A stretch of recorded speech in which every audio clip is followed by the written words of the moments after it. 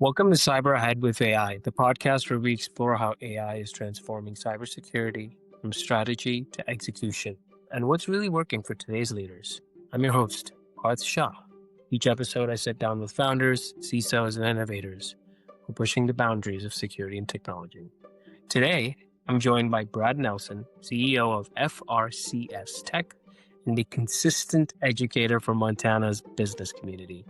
Brad's been driving the conversation on practical IT security from endpoint management to phishing prevention, all with the goal of helping local small to medium-sized businesses do more with less. Brad, welcome to the show. Thanks, Parth. Thanks for having me on. Awesome. Brad, what's your background?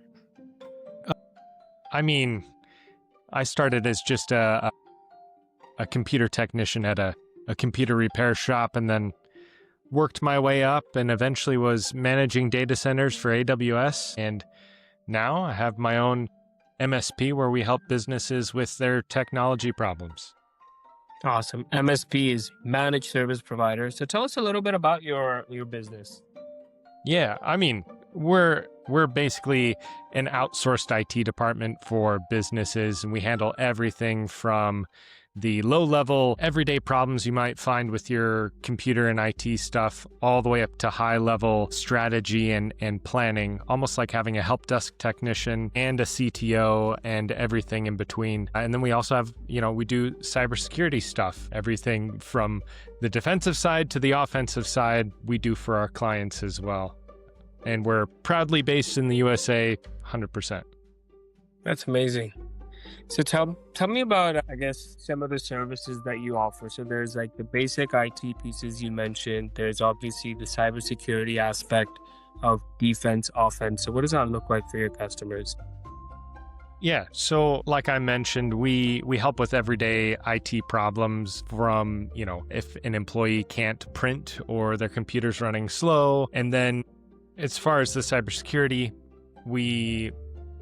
like I said, we do kind of a defensive and offensive side. So defensive is more of we have a really solid cybersecurity stack and a lot of software that we deploy for our customers to help keep them secure. Things like endpoint protection and intrusion detection systems, that sort of thing. And then ongoing education along with those, phishing simulations and regular training and workshops with the employees of the businesses that we serve, just to keep them up and aware of things, because no matter how quality and fine-tuned your tools are, the weakest link always seems to be human beings and a lack of knowledge and awareness. And then on the offensive side, we do penetration testing and red teaming engagements for those customers that need or want that sort of service. Wow, so really the full stack. You touched on something really important. There was a day and age when cybersecurity was something that I don't know much about it. And in today's day and age, everyone is getting attacked on some front. It could be no longer do we have those Nigerian prince emails. Now there's AI writing these really good spam emails. It's the forwards that you get on your phone, the spam calls. And as scary as it sounds, a little bit of training goes a long way. And so, from your experience, why do you think that, one, education is so important? I see everything that you do with education, it's so important. But why is it not more well understood? That's a good question. I think because the topic is so broad, it's really hard to teach people everything. And there's always even as a professional, it's hard to know everything. I'm always learning. My team is always learning. And there's always new attack vectors coming out or new techniques. Like you mentioned with the AI, with phishing emails have been around forever, like the Nigerian prince that wants to leave you $95 million, But with AI, we used to get these phishing emails that they would be pretty obvious phishing emails. They'd be from some random Gmail address. It would have broken English, and it would be something kind of scammy, like, I'm a Nigerian prince leaving you millions of dollars. Nowadays, with modern LLMs, it's really easy for somebody to take a bunch of emails that maybe they've gathered through some other sort of attack vector or social media posts from somebody that works at the company they're targeting, taking all those and you feed it to an LLM and just say, hey, analyze this writing style, this vocabulary, and then write me an email saying, XYZ in this style using this vocabulary. And an AI will just spit out a really convincing phishing email that they can copy and paste and send on. And so I feel like I'm getting off into the weeds a little bit, but things have changed. I feel like things that we're teaching people to look for are a lot more nuanced nowadays, where before things in like phishing emails were very easy to spot. Nowadays, it's a lot harder to spot. I don't know. Does that answer your question? It does. It Okay. absolutely does. There are a lot of nuances, and it's become more important than ever before for organizations to get that basic training. Like back in the day, you'd have to memorize phone numbers when you had landlines. Now you don't remember anyone's phone numbers. And, I look at passwords as no different, right? No reason to remember 50 passwords. Use your password manager, but 2FA at all. And basic things go a long way. So, question for you, right? It sounds like you basically run an entire full stack for your customers. Do they typically start with security and awareness training, and then starting to kind of go up level into like endpoint management to then the entire, I guess, SOC as a service? Usually it starts with the endpoint management. Okay, interesting. Yeah. So usually um, endpoint management is something that we find that's pretty easy for our customers to wrap their heads around. Is they think, okay, you have this software solution that will help keep us protected. Because ultimately they want it to be the easiest, most painless thing that they can do. So when you're talking to them about, we have this great software that can help keep you protected, they think, okay, getting this on the computers will help prevent all sorts of terrible things, which is true to a certain extent. And then usually comes the training, because usually the conversation is like, okay, we've implemented this software. In order for it to be as effective as possible, we need to train your staff on how to be kind of the first line of defense. And then the software is what is the second line of defense in case the first line is breached. So Back in May, you wrote this really good article, what every manager should know about endpoint management. Would you mind just sharing some of those tips that you put in there? sure. Do you mind if I bring it up? Because I don't quite remember what I put in there. Not at all. Okay. Very, very good practical tips.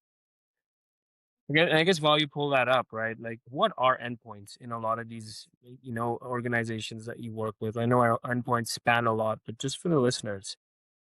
Yeah. I mean, a basic definition of an endpoint is any device that somebody could be using or any server that other devices connect to. And an endpoint is anything from a smartphone to a laptop or desktop computer to a server or a router or a multi-layer networking switch. To pretty much most devices used by a business, all devices almost, whether Base, it's in the cloud or whether it's your laptop or your phone, they're all endpoints. yeah, it's literally any device. Yeah. And so, what should companies do from an endpoint security standpoint? What's that basic hygiene, Brad? I mean, starting with some sort of endpoint management, and endpoint management software is a good starting point. Antivirus and endpoint protection is also a good starting point.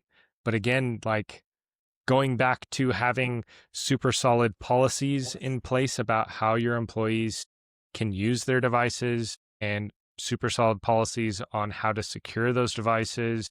A big one too is companies allowing people to bring their own devices for work purposes, that gets really sticky and tricky because how do you enforce certain security things for somebody's personal property?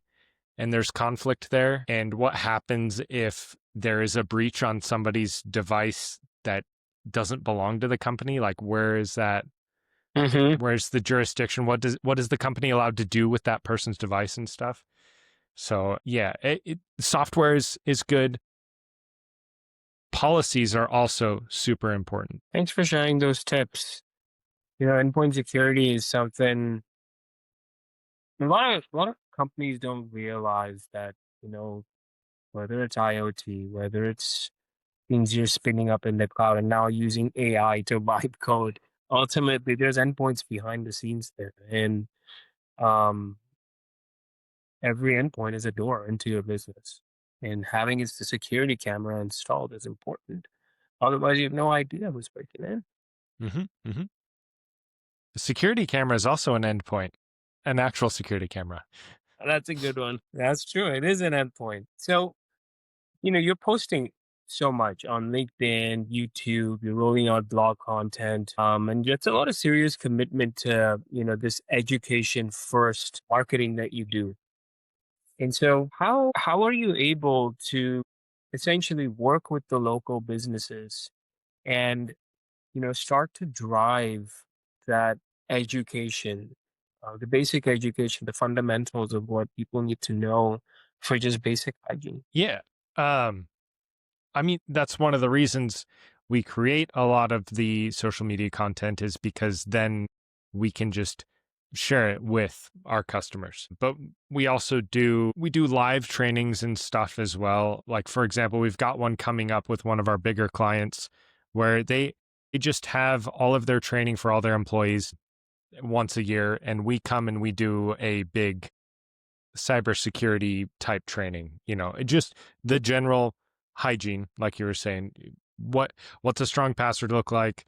Make sure you're using multi-factor authentication. Here's how you set all that up, and here's what a phishing email looks like. Here's who to report it to. All that sort of thing. Yeah. Does And that from answer your question? Or Absolutely. And from your perspective, is one of the biggest drivers to start to do security and awareness training, to start to, roll out an endpoint security program? Is it primarily compliance that's the driver for these, or do you see businesses being like, hey, cybersecurity is something that's looming. We don't know much about it. And so, hey, come on and help us. Well, it depends on the business. I mean, we have some clients where compliance is the driving factor. They're beheld to HIPAA or they're beheld to, or they want to be SOC 2 compliant Hmm. or whatever. And so that is the driving factor. Other businesses, it's just like we have a customer that late last year, they were involved in a hack where thankfully they weren't the ones being hacked, but one of their vendors was hacked and it almost compromised them. And there was $500,000 that was stolen by a cyber criminal. And, you know, we had to get to the bottom of where did this attack come from? How did the cyber criminal get in there and do what they did? And how were they able to convince people to send them money instead of the people that were supposed to get the money? And so it really we were pushing with this customer before to strengthen a lot of their cybersecurity policies and just their general cybersecurity hygiene. But that event, even though it wasn't fun to deal with, kind of put them in the right state of mind of this is why um, this is why we're being pushed to adopt better, stronger password policies and to adopt these different operational policies for handing or for transacting with vendors and all that sort of thing. It just kind of, even though there was a lot of money on the line and a big attack happened, it kind of put things in perspective to where they realized the importance of cybersecurity, hygiene, and all of that. Interesting that you bring that up. With so many businesses, cyber risk is starting to become the number one business risk. Unfortunately, it's not a matter of if anymore, it's just a matter of when. And that's where having those security controls in place obviously goes a long way.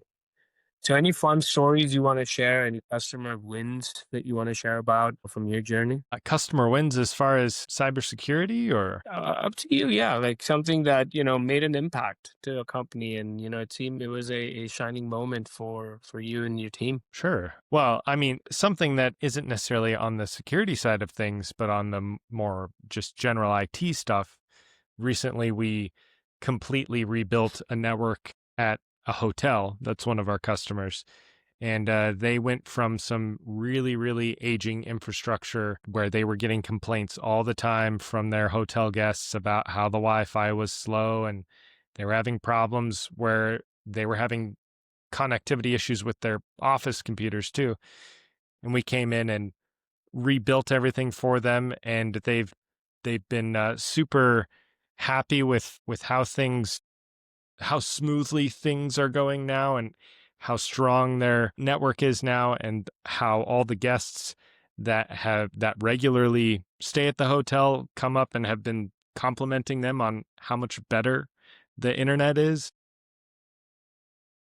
So that's kind of a win for us, but also a win for them because, you know, uh, it makes us happy that our customers are happy with our work. And then, kind of by proxy, their customers are happy with them because of our work. So, That's a great story. That's such a good story. And so it sounds like you guys have all the chops. It's not just basic IT issues. Even standing up an entire network at a hotel is easy peasy for you guys.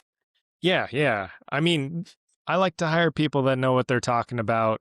We don't really have any like tier one help desk technicians. Everybody kind of knows what they're doing. That's awesome. So I'm guessing, with, IT going from manual to the cloud and now all of this AI stuff, are you guys being asked to do fun AI implementations for your customers as well? Not really. We haven't had, I mean, we've had some people ask about, well, what about using Chat GPT or Claude or whatever? But we haven't had many of our customers ask us about implementing any sort of serious AI anything really. Hmm. We have definitely included in a lot of our training for our customers about data hygiene using LLMs. If you don't have your own privately hosted LLM and you're going to chatgpt.com or whatever, you got to be careful about putting sensitive information in there because you don't own that. So, Yep. And so from your perspective, right, with AI in the mix, how has that helped make you and your team more productive I mean, as far as us using AI to make us more as a productive, business? hmm, Like, how are you guys finding AI enabling you? we use AI occasionally to help come up with ideas for educational content or to help create skeletons of like outlines for videos and that sort of thing. But we don't really use a whole ton of AI. It's it's very prevalent. It's very big thing, but we kind of there's a lot of other businesses similar to ours that will have AI assistants help with simple trouble tickets, or it will be like the first level of help desk when you call or send in a ticket or something. An AI assistant will help you. And I think it's come a long way, and it probably works really well for some businesses. We've tried some of those tools and decided that it's just not for us because we like offering when our customers call or send in a ticket, it gets sent directly to somebody who knows Hmm. how to fix it and has deep knowledge of all these things. I could see in the future as these AI projects are growing and expanding, eventually there's going to be a point where a lot of these AI assistants are probably just as good as a well experienced technician, but I don't think it's there quite yet. I hear you. I made a call recently, forget if it was a bank or something, and then I'm starting to talk to an AI voice agent, and it felt too early. I just wasn't getting the help. I'm like, can I just talk to a real person, please? Yeah, yeah. And we call support, for Microsoft or whatever software vendor on behalf of our customers all the time, or for some of our own tools. And yeah, we've run into that sort of thing too, where you get an AI assistant and it just gets to the point where it's frustrating because the problem you're trying to solve isn't something simple, it's something complex. And so you just want to talk to somebody who can actually do something for you. Yeah, yeah. It's crazy how fast things are changing. From your standpoint, what I guess what types of companies are usually I guess what industries do you work with the most that are more relevant with all the IT and the security work? We work with a lot of like civil contractors. So, construction companies that build roads and public buildings and that sort of thing. We also, we have that one customer that's a hotel that I mentioned. We have a couple charities and a couple in healthcare. They're all, it's cybersecurity is important for everybody, regardless of what industry you're in. But those are the main industries we work with and that seem to need our services. That's amazing. And how do you have you had to educate them on the need for cybersecurity, or is there a general market awareness from your standpoint with kind of just what people are seeing and experiencing on a day-to-day basis that are helping them understand that yes, getting that help from IT and cybersecurity is absolutely paramount. We definitely educate our customers and potential customers about the need for cybersecurity. Some of them get it right away and they think, oh, well, I need to be more secure. Uh, However, usually they know that they need it, but they don't know the depth that they need and they don't understand exactly what it entails. And there's nothing wrong with that. But then I would say the vast majority, at least in our industry, the industries that we work with, they usually come to us for basic IT stuff first. They're looking to offload the burden of having their computers break down when they need them. And then we get in there and we say, "Hey, why are you guys sharing passwords for this thing? Why is this person using that person's email and they for whatever reason, why do you have this set up this way? Why are you allowing 12345 as an acceptable password?" Stuff like that. And then um, sometimes it can be a bit like pulling teeth, where you say, "Hey, you have to be more secure. You can't just have 12345 as your password." True story. We had a customer like that. They're like, "Well, I just want it easy," and it's like, well, there are ways to make it easy. We could implement pass keys. But yeah, most of the time we have to educate our customers for the need for cybersecurity. And how do they find you? Is it because of your YouTube and your A little bit from that. We're still trying to work on that, still trying to gain more traction with that. Most of it right now has just been word of mouth. You know, we, that's the best kind. oh, it It's is. It it's a is. Yeah. testament to your good work. Yeah. But we live in a very remote place, so most of that word of mouth is local, which there's nothing wrong with that, but there's not a whole lot here local. And so are you looking to expand beyond Montana, or are you trying to remain a Montana only business? Oh no, we can service anybody across the United States. We have customers in Washington state as well. Nice. Oh wow, all the way on the other coast. Oh no, Washington. Yeah, so Washington is only one state between Washington and Montana. It's just Idaho. So Right. Right. So on the West Coast, yeah, on the not West DC. Coast. Yeah. Yeah, Washington state, not Washington D.C. Yeah. state. Nice. Yeah. Okay, awesome. And if you had a magic wand, what would you fix for your customers? Oh man, if I had a magic wand and I could just wave it and just fix anything for my customers, I think I would just like give them the complete understanding of how vulnerable they actually are, because they never seem to understand exactly how vulnerable they are until something bad happens. Let's double click on that, right? When you say vulnerable, there's so many ways in which, people can be vulnerable. There's coverage gaps, there's a vulnerability that can be exploited. And so, can you kind of break that down for users, different ways in which they can be vulnerable, and then what can they do to, I guess, patch those gaps? Yeah. I, well, there's so many different ways you can be vulnerable. I think oftentimes it comes down to a couple core things. If you have outdated infrastructure, that's a big one that we see all the time. People trying to use technology that is super out of date, whether that means that it just needs to be patched or that it is so old that it needs to be replaced. That's a big one. The other major core thing I think is the education and strict policies and procedures. So, having rules in place for your employees about what is okay, what is not okay, what is secure, what is not secure, but also empowering your employees to have the authority to enact those policies as well. So having some sort of it's often where you can walk into an office and just walk by the front desk and walk into the back offices and nobody will question you. And that's just wrong. Everybody in your company should have the authority and be encouraged to stop that person and be like, "Hey, I've never seen you before. Where are you going? Who are you going to see?"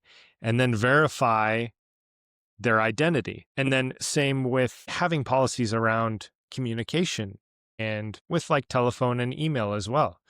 We get so many phishing calls and emails. Well, I guess phishing calls would be called vishing, but people, especially like lower level employees, seem like they don't have the authority to question people.